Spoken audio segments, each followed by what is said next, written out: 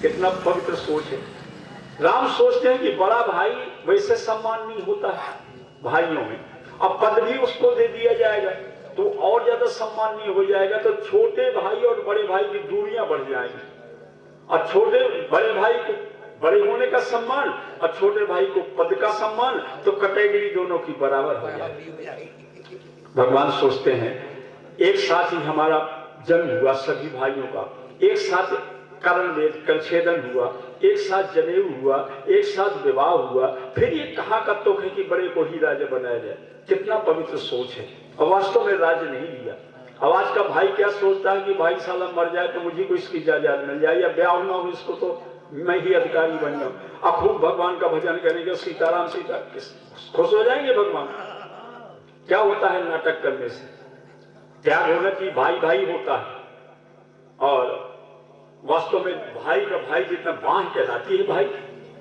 रामायण में सब कुछ लिखा है, उतारिए तो जीवन में लिखा है। संपत्ति की कोशिश करते हो, संपत्ति का इलाज भी लिखा है, संपत्ति मिलते कैसी है लिखा है रामायण में कि जहां सुमति तहां संपत्ति नाना, और जहां कुमति तहां विपत निदान। जहां सुमति होगी वहां संपत्ति होगी, और जिस घर में दिन भर टाटा मची रहती होगी, सब कुछ होती हुई भी सब कुछ चला जाएगा। जैसे एक सेठ जी के 4 पुत्र थे, 4 बहुएं थी। लक्ष्मी जी एक दिन जाने लगी, रात को बैठा था सेठ तो प्रकाश सा हुआ और लक्ष्मी जी प्रकट हो गई। बोले सेठ मैं 100 वर्ष तक तुम्हारे यहाँ रही हूँ, अब मैं जाना चाहती हूँ, और वास्तव में तुमने मेरा बहुत अच्छा सदुपयोग किया है, दान पुण्य किए हैं, यज्ञ किए हैं, गरीबों की मदद की है, इसलिए मैं तुम्हें कुछ देना चाहती हूँ। जाते जाते एक जगह तो मैं रहती नहीं हूँ, लक्ष्मी एक जगह थोड़ी रहती है, तो मैं कुछ देना चाहती हूँ, मांग लो क्या चाहते हो। सेठ ने कहा महारानी मैं अपने पुत्रों से बहुओं से पूछ लूं तो सब सलाह बना करके मांगे। सुबह बैठाया बच्चों को, बहुओं को, बोले ऐसा ऐसा कह रही है लक्ष्मी जी, जा रही है। बड़े लड़के ने कहा तुम मांग लो ना कि सबके बढ़िया फर्स्ट क्लास के मकान हो जाए। दूसरा कहता है अब धन धान से सोना चांदी से भर जाए मकान, मांग लो जब बच्ची लक्ष्मी जी कह रही। तो जो छोटी बहू थी वो पढ़ी लिखी थी, अभी नई आई थी, उसने कहा पिताजी मेरे हिसाब से तो आप ये मांग लो कि हम सारे चारों भाई और चारों देवरानी जेठानी हम एक छत के नीचे रहें, अब प्रेम से रहें, हमारी कभी बिगड़े ना आपस में। सबने कहा बहुत अच्छा कहा है इस बहू ने। सेठ ने जाकर के यही क्या कहा कि महारानी हमारे बच्चे बहुएं ये चाहती हैं कि हम एक ही छत के नीचे सब लोग रहें, अब प्रेम से रहें, कभी हमारी बिगड़े नहीं, कभी हमारी न्याय लड़ाई ना हो। लक्ष्मी जी ने कहा तुमने तो मुझे मजबूर कर दिया, अब मैं जाऊंगी कहां? ऐसी जगह में रहती हूँ कि जहां सुमति तहां संपत्ति नाना। तुम्हारी बहू बड़ी बुद्धिमान है, वही मांग लिया, अब मैं कहां जाऊं? अब मैं तो हमेशा तुम्हारे यहाँ रहूं। तो सज्जनों सब कुछ है रामायण में। देखिए अब सती जी पहुंची, कथा नहीं सुनी, और जहां लौटी वहां से कथा सुन करके गोस्वामी जी ने अब वो जो है सारी डिग्रियां समाप्त कर दी, क्योंकि कथा तो सुनी नहीं। तो क्या लिख दिया कि मुनि सन विदा मांग त्रिपुरारी, अचले संग ले दक्ष कुमारी।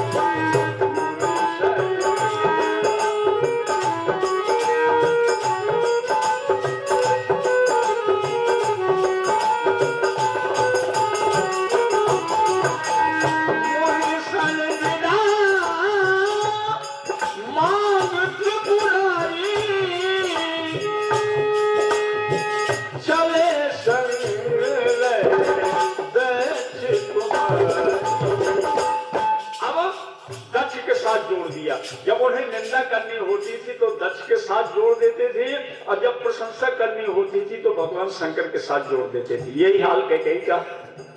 जब कैकेयी ने मंथरा को डांटा कि घर फोड़ी कहीं की तेरी जीभ निकलवा लूंगी, तब किसके साथ जोड़ा?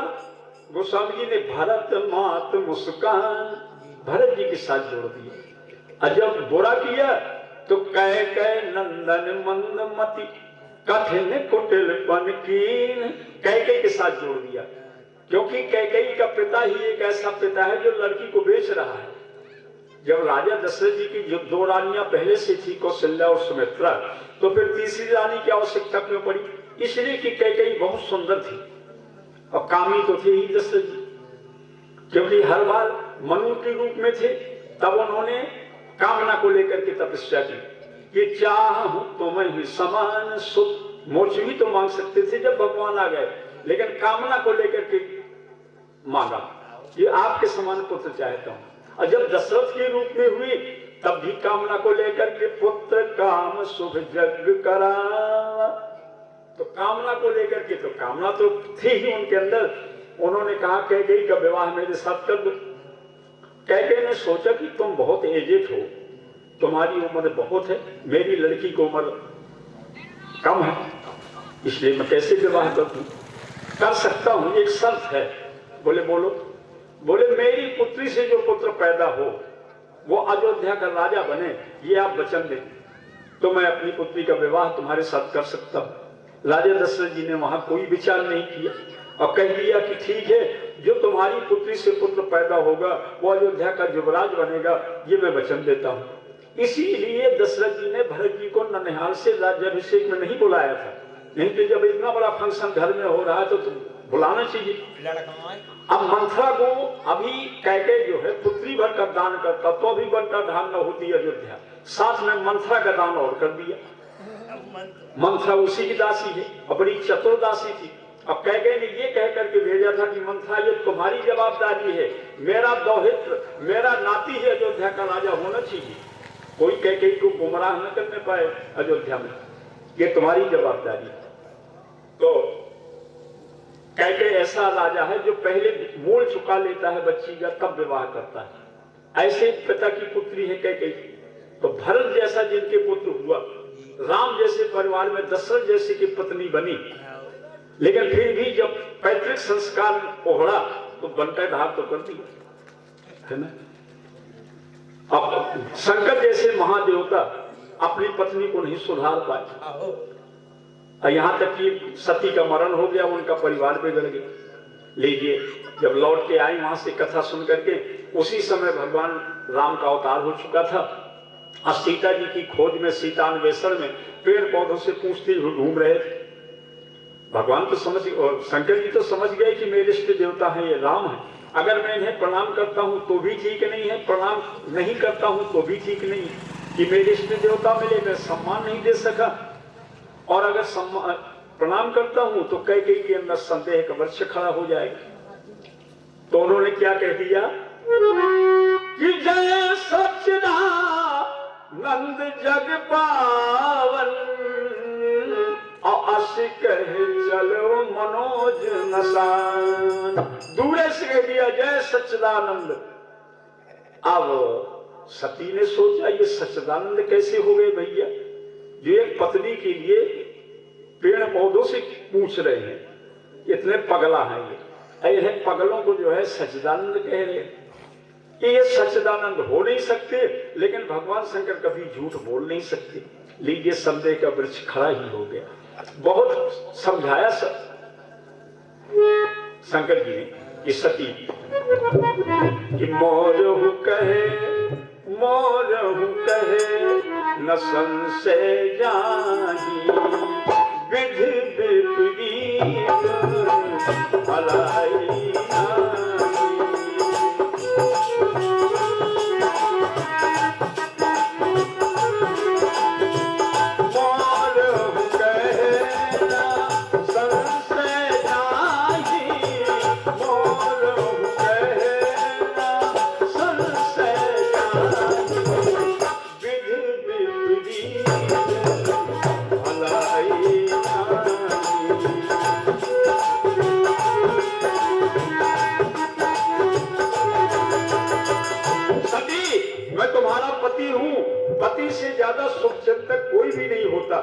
अगर मेरे कहने से भी तुम्हारे संदेह नहीं जा रहे हैं तो विधाता तुम्हारे विपरीत है और भलाई होने वाली नहीं है।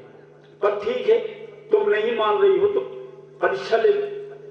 मैं तो बरगद की छाया में तुम्हारा इंतजार करता हूं। बरगद की छाया में काम इंतजार करने का मतलब क्या है कि बट विश्वास अचल निज धर्मा विश्वास का प्रतीक है। भगवान शंकर के कहने का मतलब कि मुझे तो विश्वास है, इसलिए मैं विश्वास की छाया में बैठ के तुम्हारा इंतजार कर रहा हूं और तुम ले लो परीक्षा। लेकिन विवेक विचारी परीक्षा लेना, विचार करके विवेक से लेना, ऐसी नहीं लेना परीक्षा, ये ध्यान करना। तो बोले ठीक है। गई और सीता का रूप बनाए और सीता का रूप, अब गलती ये कर दी सती ने कि आगे चल यही भूप यही आवत नर भूप, आगे चलने लगी। आगे नहीं चलना चाहिए था, पीछे चलना चाहिए था। लक्ष्मण जी ने देखा, इसलिए सीता का रूप बनाया कि अगर ये सच्चिदानंद होंगे तब तो जान जाएंगे कि सीता नहीं सती है। अगर साधारण मनुष्य होंगे तो प्रसन्न हो जाएंगे कि हमारी पत्नी मिल गई। लक्ष्मण जी ने देखा कि माता जी हैं ये तो, लेकिन लक्ष्मण जी ने विचार किया कि माता जी कभी प्रभु के आगे नहीं चलती थी, ये आगे चल रही है, कोई गड़बड़ है। नहीं तो लक्ष्मण जी तुरंत चरणों में गिर जाते कि माता जी मिल गई। तो सोचा कि अब मैं कुछ ना करूं, भैया जाने। तो भगवान ने कहा